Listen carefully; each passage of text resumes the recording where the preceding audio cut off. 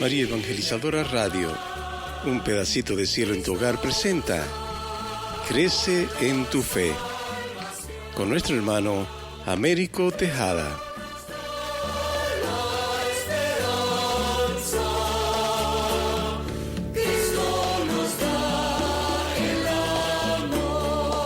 Saludos en este glorioso día y bendiciones a los radio clientes que escuchan María Evangelizadora Radio, que están sedientos de la palabra de Dios.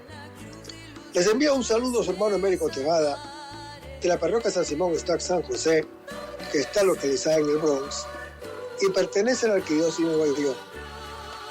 Estamos aquí todos los miércoles de 4 a 5 p.m. y los sábados de 9 a 10 a.m. hora de Nueva York. Si se quieren poner en contacto con su servidor, pueden llamarme al 718-933-5299 o mandarme un mensaje de texto al 917-860-3678.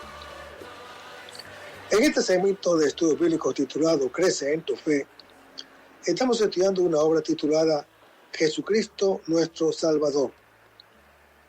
La Iglesia Católica explica cuál es el proyecto de Dios para el hombre cuando dice: Dios infinitamente perfecto y bienaventurado en sí mismo, en un designio de pura bondad, ha creado libremente al hombre para hacerle partícipe de su vida bienaventurada. Esta realidad constituye una maravilla del amor de Dios que deberíamos tener siempre ante nuestros ojos y no olvidarla jamás. Sin embargo, parece que este mundo tan secularizado y autosuficiente no espera ni confía alcanzar una vida feliz, plena y eterna, y parece tener miras más cortas y materiales. Conseguir el relativo bienestar que le puede proporcionar la ciencia, la técnica o el progreso humano. Un bienestar siempre temporal y caduco, de tal modo que la figura de Dios y de la vida eterna no entra en el horizonte de ellos. Pero la Santa Madre Iglesia Católica nos dice que Jesucristo es el camino que Dios ha elegido para conseguir sus fines y superar todos los obstáculos. Él nos muestra aún más la maravilla de su amor misericordioso hacia nosotros. Con Jesús sí podemos alcanzar nuestro bien y felicidad para siempre. En estos estudios bíblicos pretenden facilitar un cierto conocimiento de la admirable riqueza y profundidad del misterio del Señor Jesús.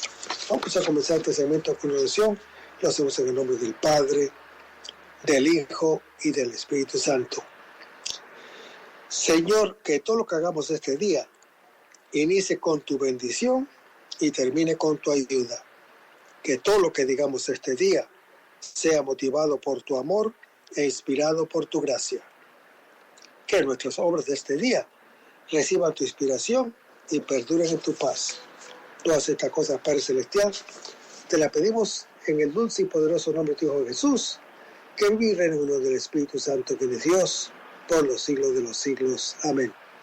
Los créditos de estudios bíblicos son dados al Padre Vicente Ferrer Barrientos y a la Vida de Jerusalén, que estamos usando para estos estudios bíblicos. En el segmento anterior estábamos hablando de Romanos capítulo 6 y estábamos diciendo que es claro que la muerte y resurrección de Cristo se sitúan en un nivel diferente a la muerte y resurrección del cristiano por su bautismo. Sin embargo, muerte y resurrección de Cristo son el fundamento sólido para la nueva vida del bautizado. El apóstol Pablo lo intima con urgencia cuando dice: así también ustedes consideren bien lo que son, tomen en serio su nueva situación, están muertos al pecado y vivos para Dios en Cristo Jesús. Hermanos, El cristiano, por su parte, ha muerto al pecado, pero, por otra, vive en Cristo resucitado y ha recibido de Él una vida espiritual, en virtud de la cual solo debe vivir para Dios, como está descrito en 2 Corintios capítulo 5. Según lo expuesto hasta aquí por el apóstol, se podría deducir que, una vez adquirida la justicia y hecho uno con Cristo, el bautizado está asegurado para siempre. No, repito, no. El bautismo hace desaparecer el pecado en el cristiano, pero mientras que su ser corruptible no se revista de incorruptibilidad y su ser mortal se revista de inmortalidad, como está en 1 Corintios capítulo 15, el hombre conserva las inclinaciones al pecado. Y el que me diga diferente es un mentiroso. Y, por cierto, de darles cabida, podrá continuar reinando con él. Leamos, les digo esto: procedan según el Espíritu y no den satisfacción a las apetencias de la carne, pues la carne tiene apetencias contrarias al Espíritu y el Espíritu contrarias a la carne, como que son entre sí tan opuestos que no hacen lo que quieren, como está en Gálatas capítulo 5. Hermanos, el apóstol Pablo ha dicho que estamos bajo la gracia, o sea, bajo el favor de Dios, y no bajo la ley. Ahora, no estando bajo la ley, que castiga el pecado, alguno podría concluir que entonces se puede pecar. El apóstol Pablo responde: eso jamás. Y argumenta: el que se ofrece a alguien para prestarle obediencia como esclavo, se hace esclavo suyo. Y pecar es prestar obediencia al pecado y convertirse en su esclavo. Y el pecado lleva a la muerte eterna, como está en Juan capítulo 8. El cristiano, en cambio, se entrega a obedecer a Dios, siendo así su esclavo. Y la obediencia a Dios lleva a la justificación de vida y de vida eterna, según San Juan o Juan capítulo 5. En la antigua alianza, el pueblo de Israel era santo, porque era el pueblo escogido por Dios. Y Dios santo comunicaba al pueblo su propia santidad, como está en Levíticos capítulo 11, Éxodos capítulo 19, Levítico capítulo 19. Los cristianos son el nuevo pueblo de Dios, y al ser incorporados por el bautismo a Cristo el Santo de Dios, son hechos constituidos santos, como está en 1 Corintios capítulo 1. Pero, una vez santificados, los cristianos deben, al impulso del Espíritu Santo que habita en sus corazones, según Romanos capítulo 5, vivir fiel y constantemente su nueva vida de santos. Y, así, crecer siempre y avanzar en esa santificación.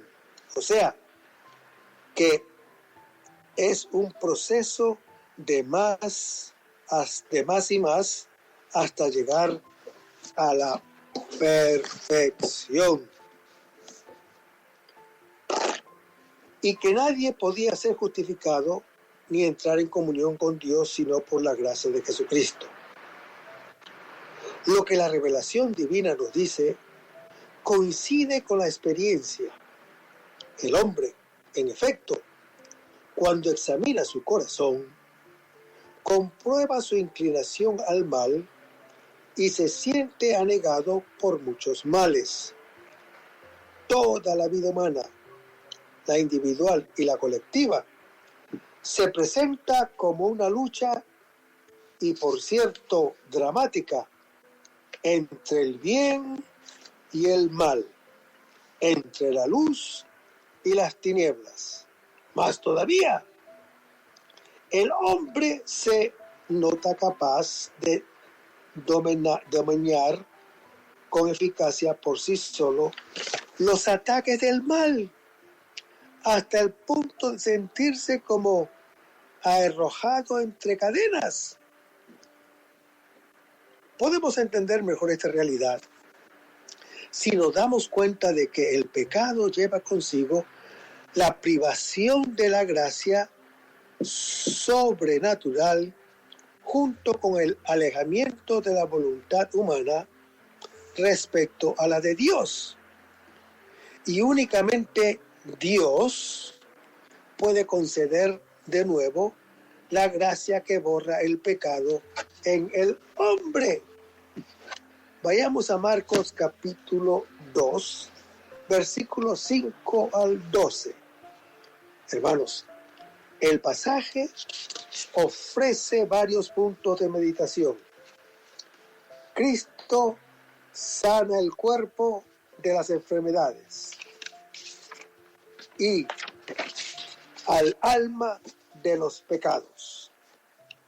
Conoce los pensamientos de los escribas y de todos los hombres.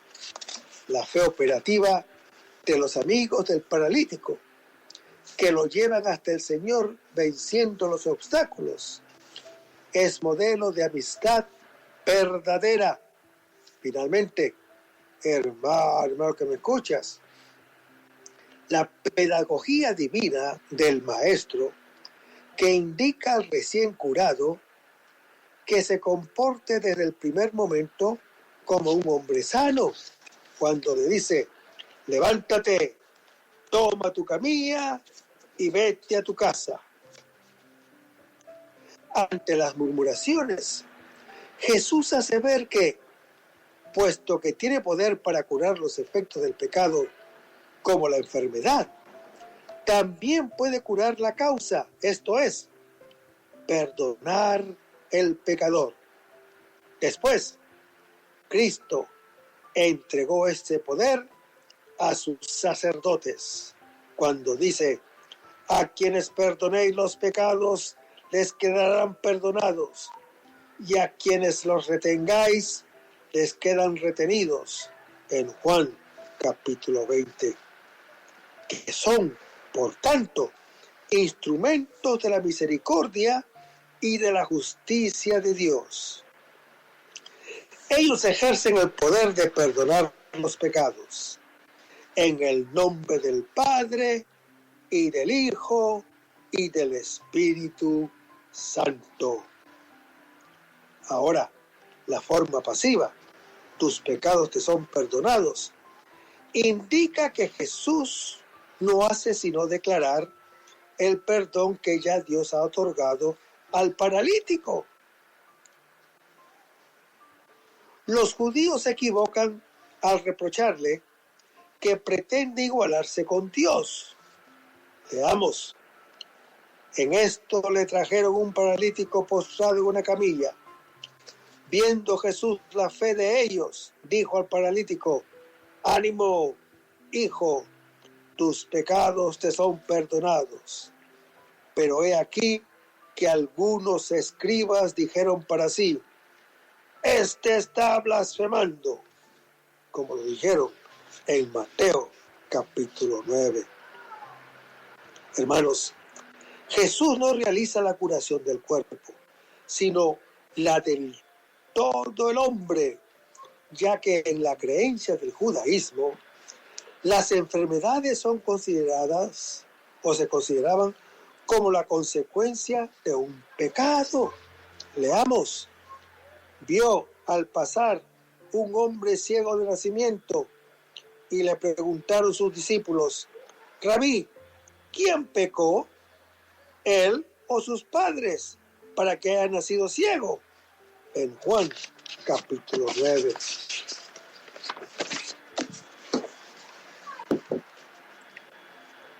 Pues así Jesús va convirtiendo el corazón humano al amor divino y volviendo a darle la vida sobrenatural de la gracia.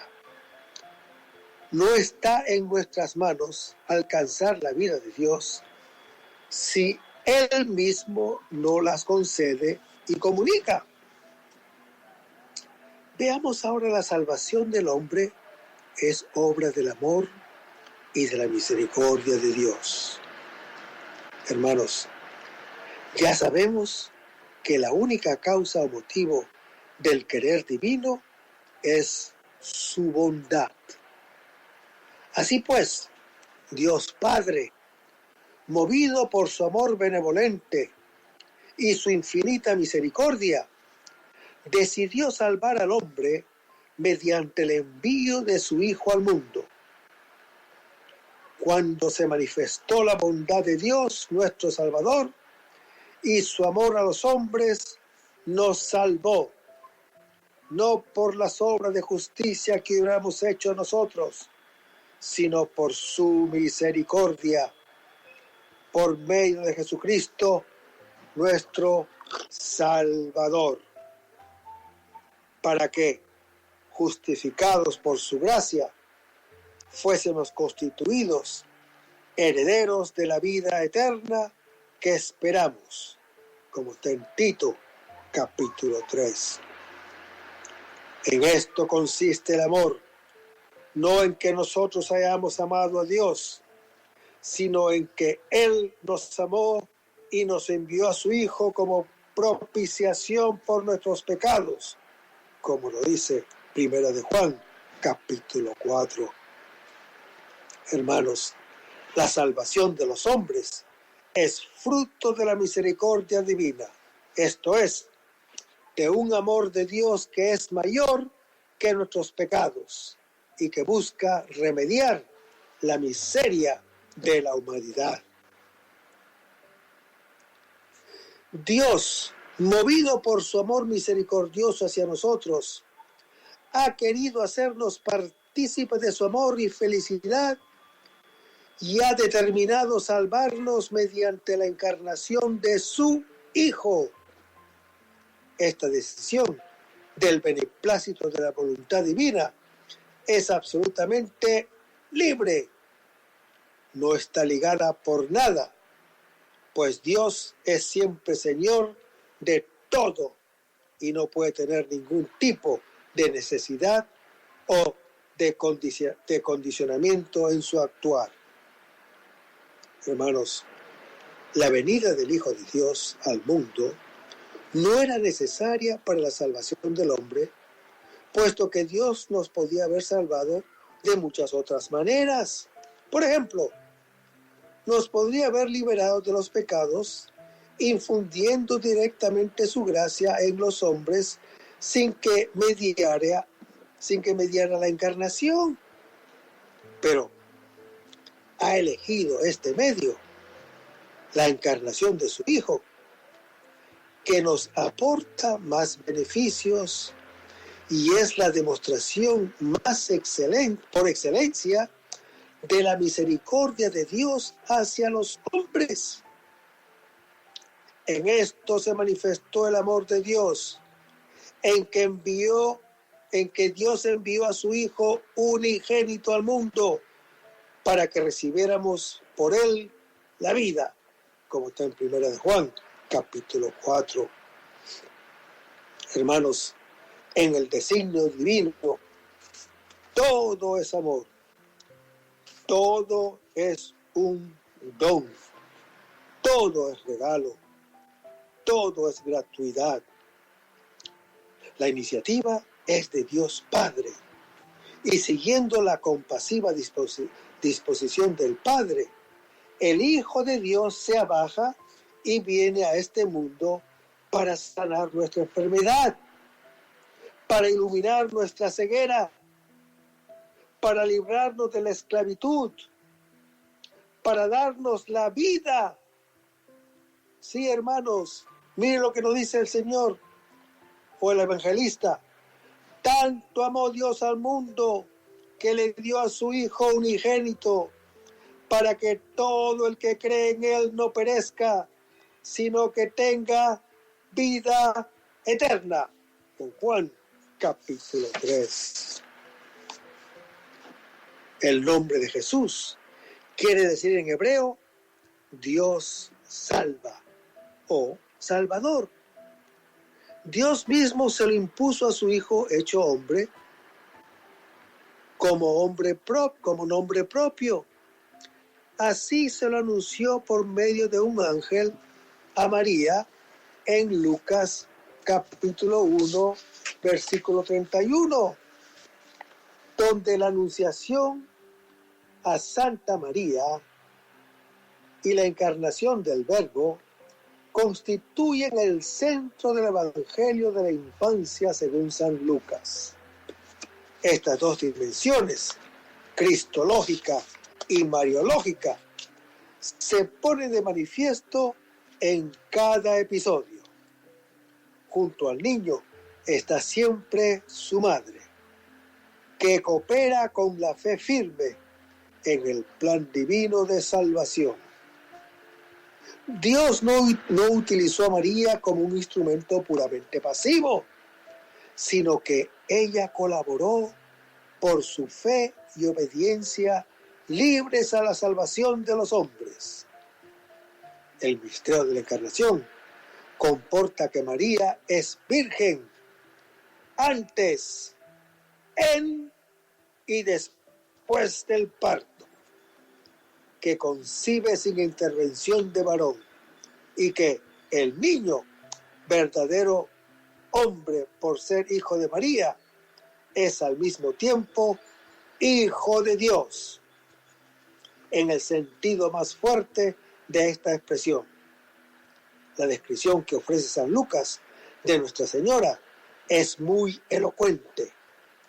María, una virgen desposada con un varón que se llamaba José, de la casa de David, es la llena de gracia, como la llama el ángel, la criatura más singular que hasta ahora ha venido al mundo, y, sin embargo, ella se considera la esclava del Señor. Y esto es así porque Dios desde la eternidad la eligió y la señaló como madre para su unigénito Hijo, para que su unigénito Hijo tomase carne y naciese de ella en la plenitud dichosa de los tiempos. Y en tal grado la amó por encima de todas las criaturas, que solo en ella se complació con señaladísima complacencia.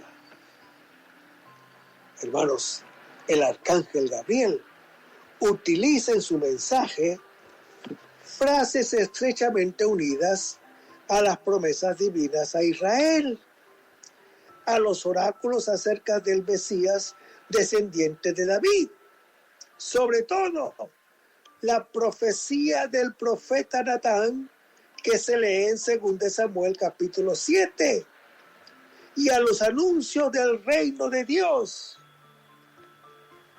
El Hijo de la Virgen recibirá el trono del rey David, su padre, como está narrado en Isaías capítulo 9.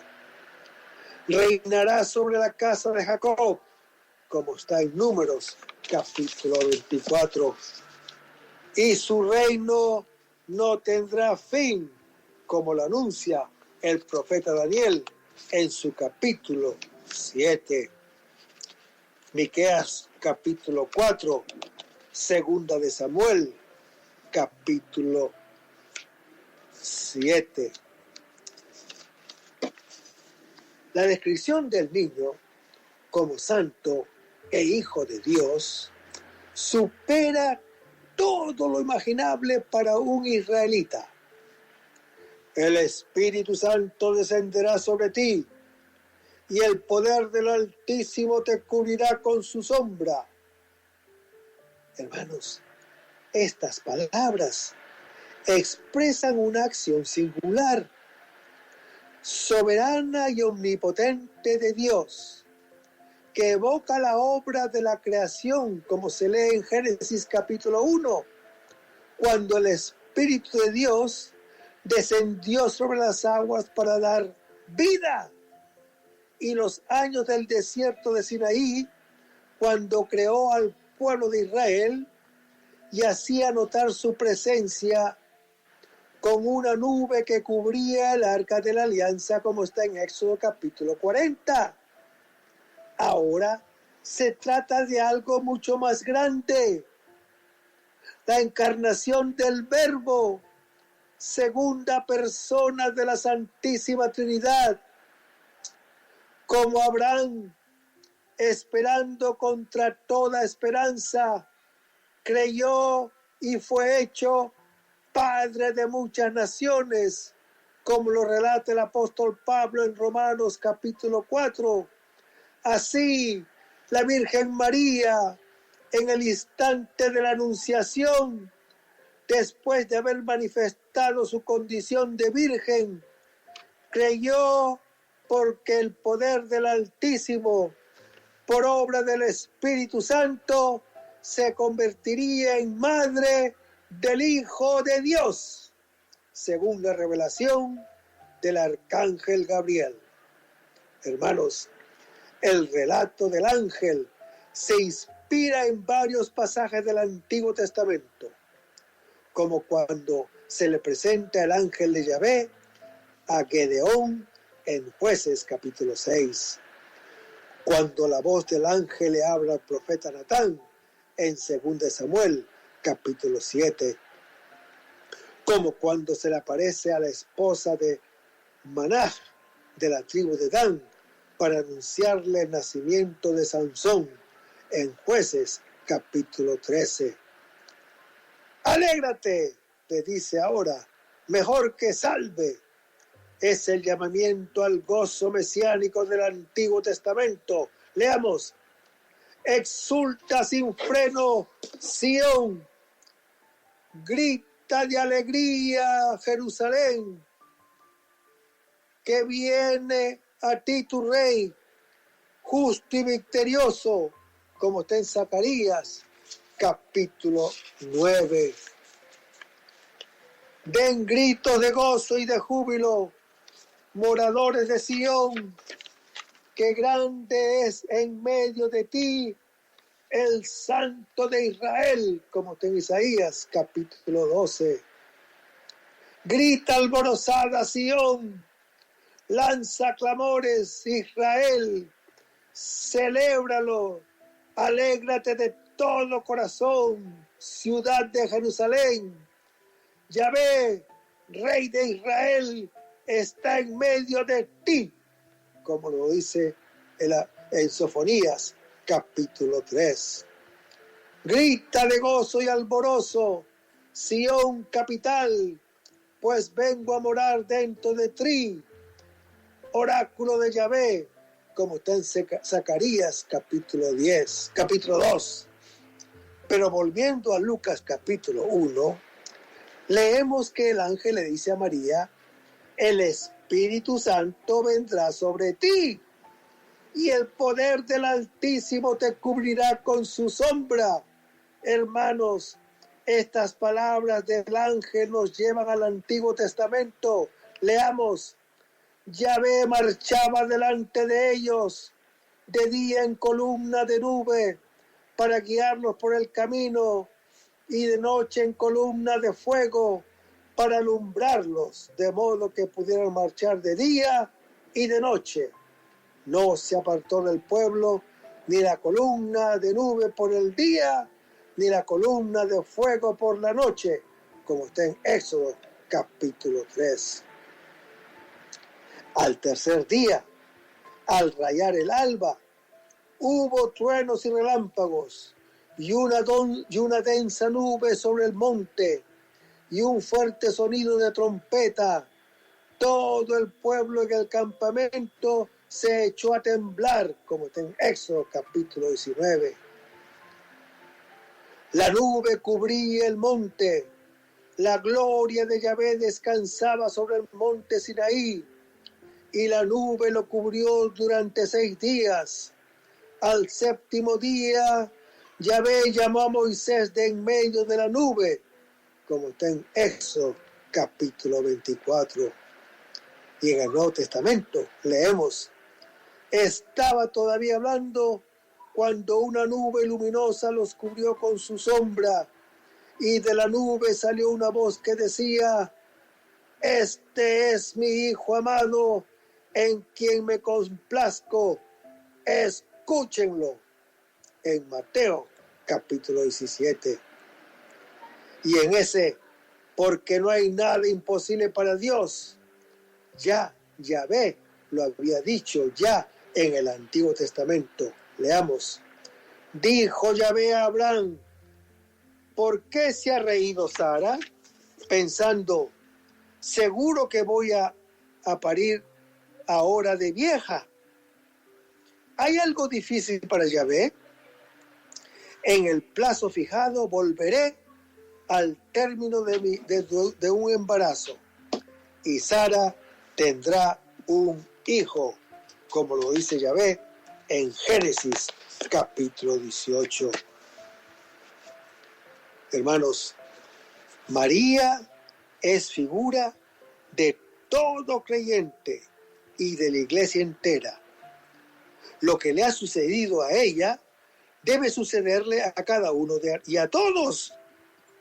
El sí de María, que acoge y enseña y engendra el verbo, del cual todo tiene su principio, es la misma finalidad de la creación.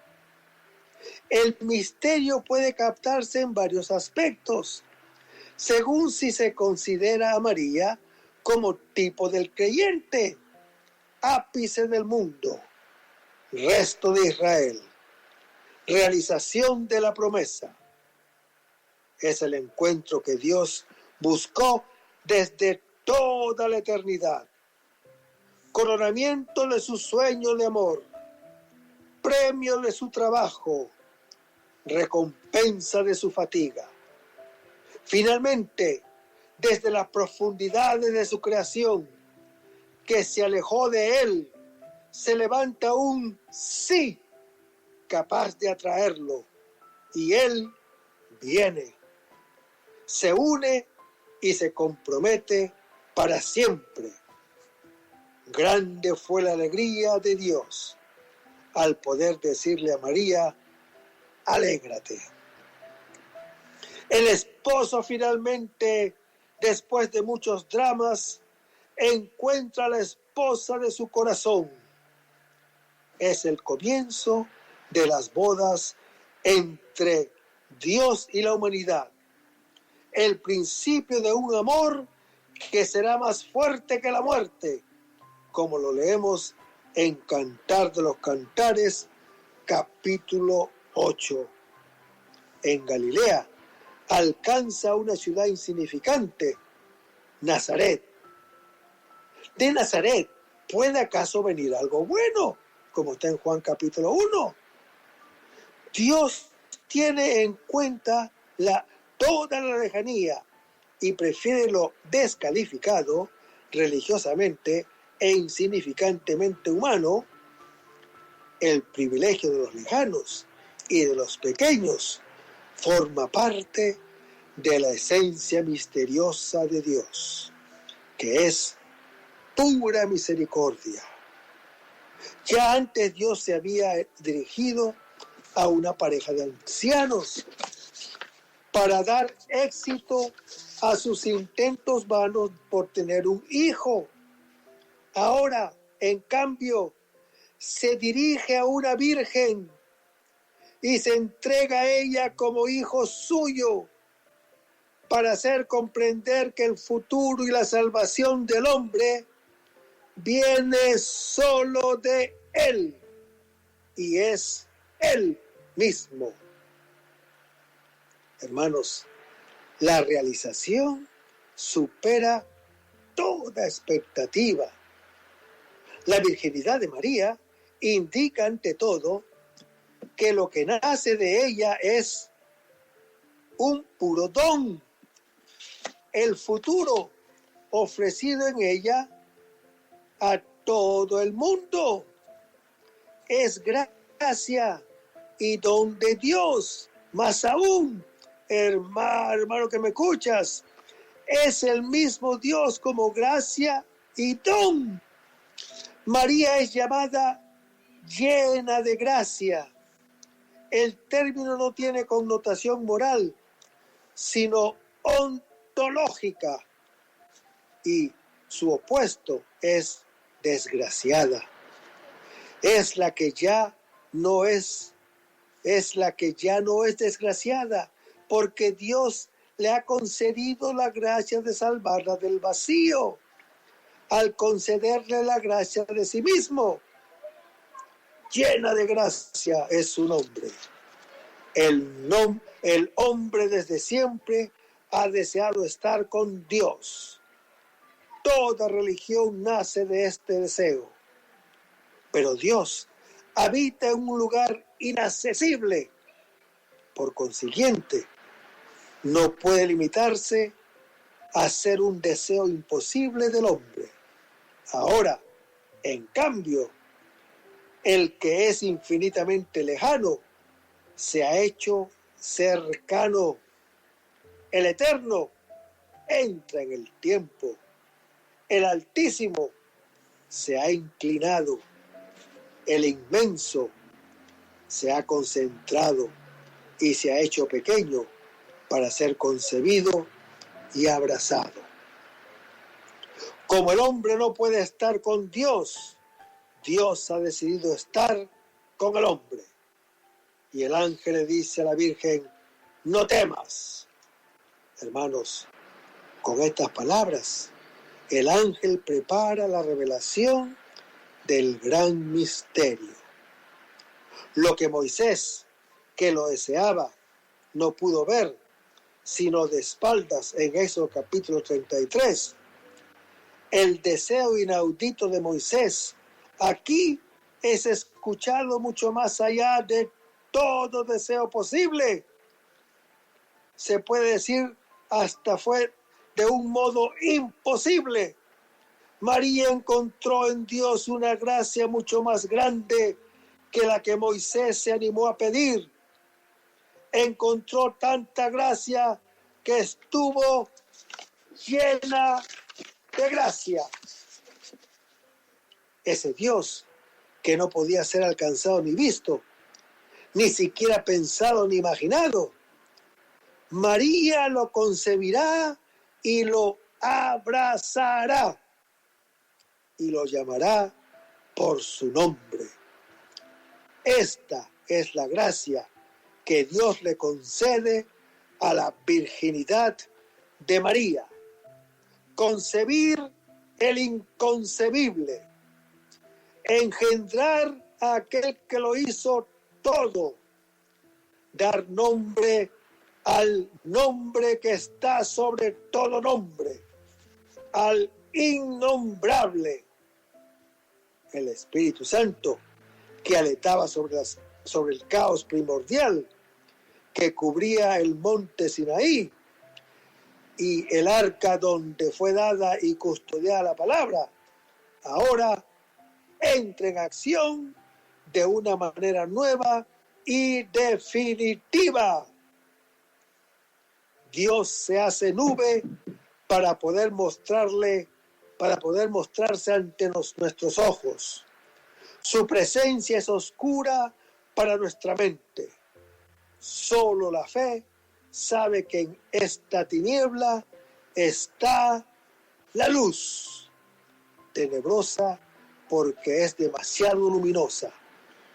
En el recuerdo de esa experiencia histórica, de la acción de Dios en los patriarcas y en los profetas, María está preparada para creer la palabra.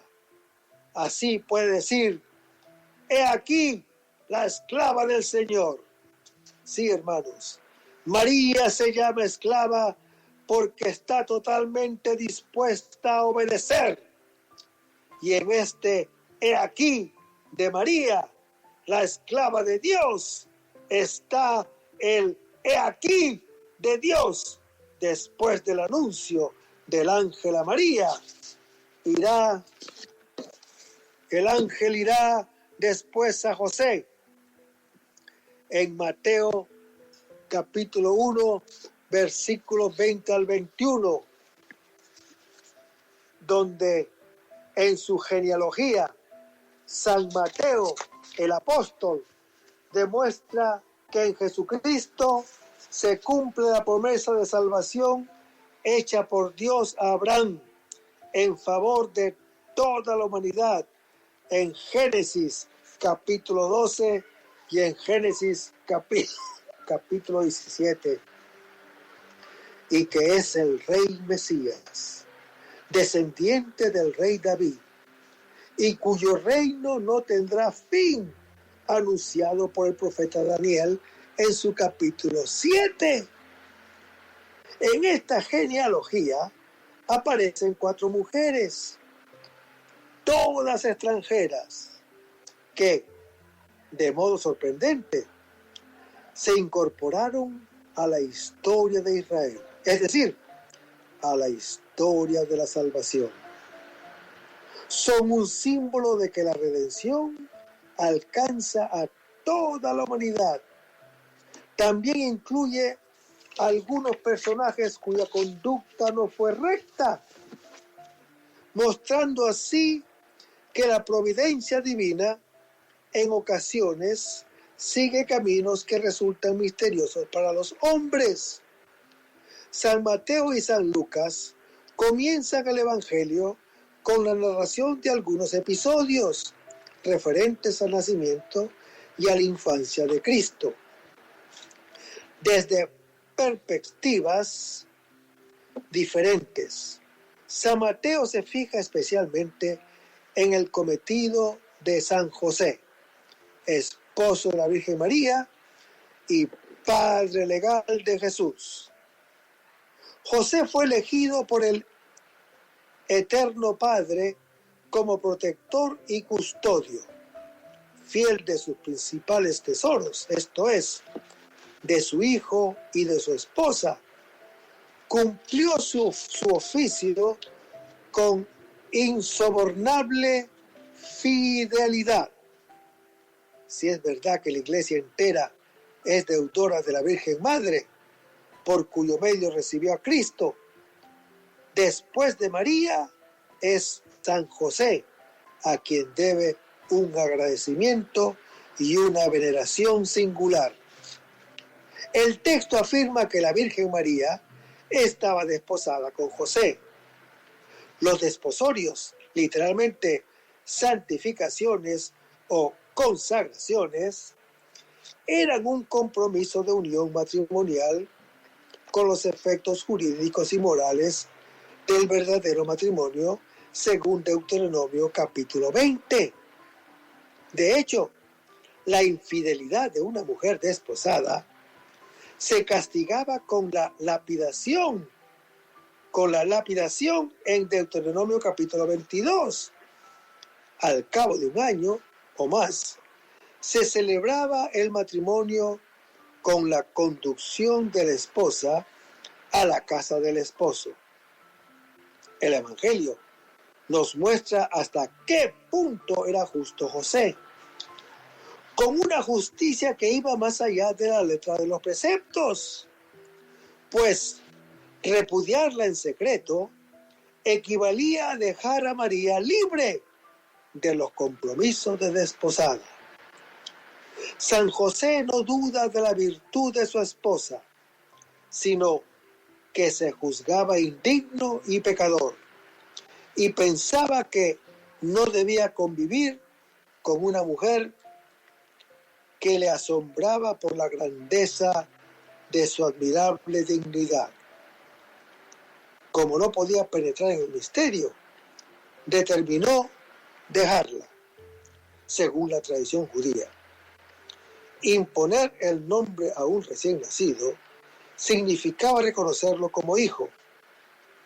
Es Dios quien ordena esto a San José. El niño se debe llamar Jesús, que en hebreo se dice Yeshua, que quiere decir el Señor salva. Porque Él salvará a su pueblo de sus pecados. Hermanos, el nombre de Jesús significa que es el nombre mismo de Dios.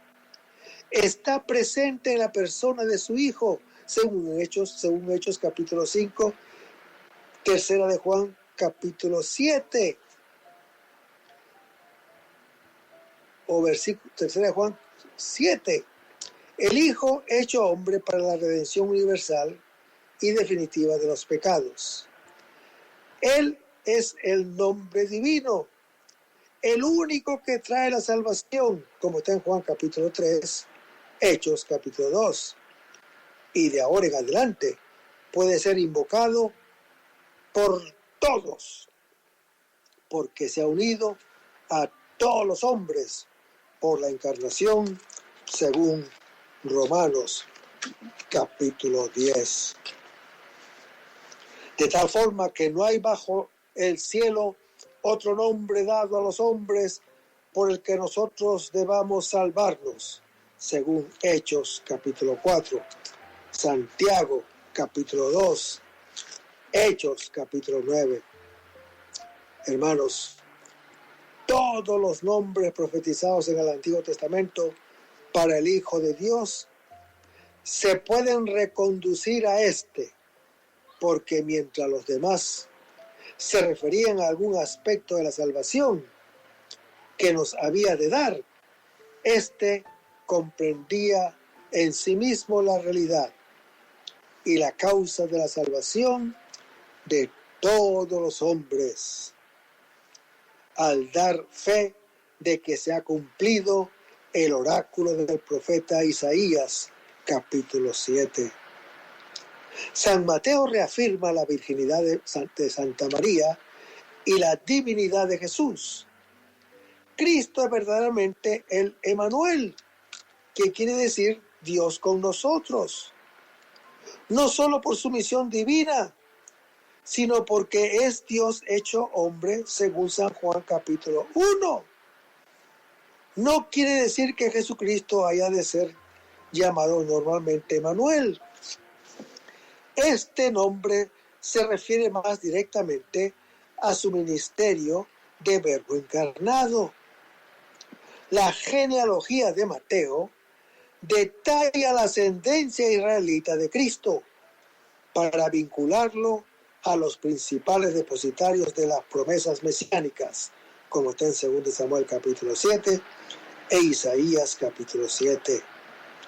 La genealogía de Lucas capítulo 3 tiene otra estructura. Da la ascendencia natural de Jesús.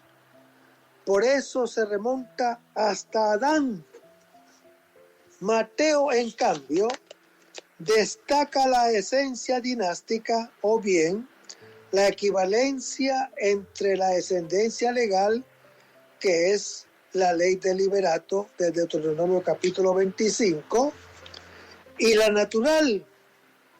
Las dos listas terminan con José, cuya paternidad legal sobre Jesús bastaba para conferir a Jesús los derechos hereditarios. Aquí, los del linaje davídico. Los evangelistas nos dicen que María pertenecía al linaje del rey David. Cristo, nombre griego que corresponde al hebreo Mesías, que nos lleva al óleo de la unción, como está en Éxodo capítulo 30, que será usado para la unción sagrada, con el cual se ungía la tienda del encuentro y el arca del testimonio en los textos históricos antiguos.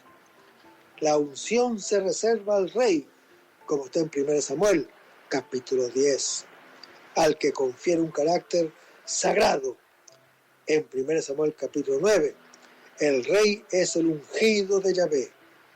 Este título se aplicó luego al rey futuro, del que David era tipo, y en el Nuevo Testamento se aplica a Cristo Jesús, como está en Mateo capítulo 1. Por otra parte, una tradición antigua reserva la unción al sumo sacerdote, como está en Levítico capítulo 4, pero pronto se extendió a todos los sacerdotes, como está en Éxodo capítulo 40. Al prometido se le llamaba ya esposo, y solo podía quedar libre por el repudio.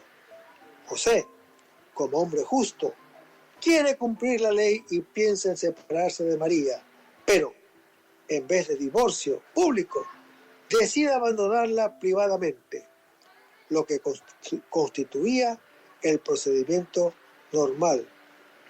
Dios comunica a José sus designios mediante su ángel o mensajero y en sueños, en un lenguaje común en las comunicaciones divinas en el Antiguo Testamento y que aparece en los evangelios de la infancia en Mateo capítulo 1, Lucas capítulo 1, Mateo capítulo 2. También en el Antiguo Testamento leemos en esos sueños como el sueño de Nabucodonosor en Daniel capítulo. Y aquí veremos que aquí en adelante los pastores de las proximidades de Belén también tienen ese gran aviso, como está en Lucas capítulo 2, versículo 11.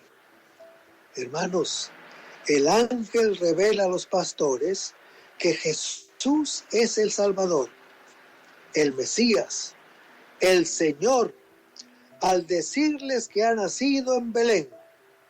Alude a la profecía del profeta Miqueas capítulo 5, que anuncia que el Mesías nacerá en Belén.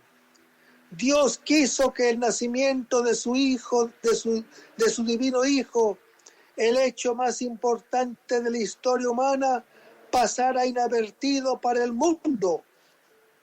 El evangelista anota que la Virgen ponderaba todos los sucesos en su corazón. También nosotros hemos de meditar una y otra vez las enseñanzas que el Señor nos transmite con su nacimiento, a través de este relato en que María fue la primera en nacer y que Lucas, pastor, que a su vez llegó a ser anunciador, nos transmitió a nosotros, que también estamos llamados a contemplar y a tocar en ella al mismo verbo de la vida. Así, al igual que los primeros pastores, nos convertimos también nosotros en anunciadores de la palabra. Y el ángel les dice a los pastores: les ha nacido hoy un Salvador, que es el Cristo Señor. Hermanos, el mismo anuncio de boca en boca, a través de los pastores que se han convertido en evangelistas, transmite a nosotros el cumplimiento de la promesa de Dios. El hoy de nacimiento de Salvador se realiza donde quiera el anunciado y creído, al igual que entre los pastores que se ponen en camino para ir y verlo. Hermanos, se nos ha vencido el tiempo. Vamos a terminar este segmento con una oración. Lo hacemos en el nombre del Padre, del Hijo y del Espíritu Santo.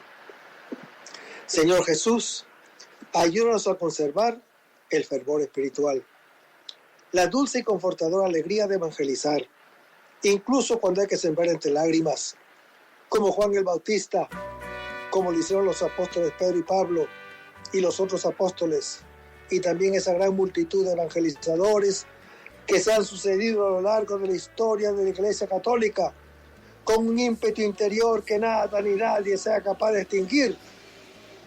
Señor Jesús, que sea esta la mayor alegría de nuestras vidas entregadas al Evangelio.